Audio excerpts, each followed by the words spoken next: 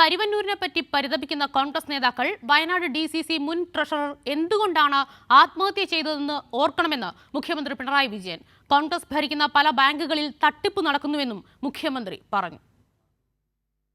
കരിവന്നൂരിനെ കുറിച്ചൊന്നും പറഞ്ഞില്ല എന്നാണ്. അപ്പോൾ അങ്ങനെയാണെങ്കിൽ വയനാടിനെ കുറിച്ചും ഒന്നും പറഞ്ഞില്ല.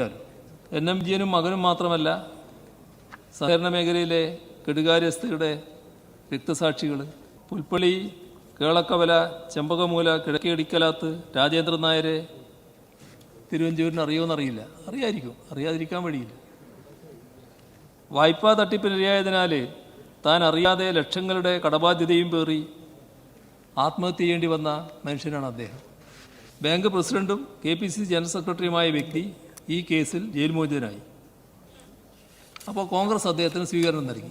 NM വിജയൻ്റെ മരണത്തിന് പിന്നിലുള്ളവർക്കും ഇതേ സ്വീകരണമായിരിക്കും കോൺഗ്രസ് നൽകുക എന്നാണ് പ്രതീക്ഷിക്കാവുന്നത്.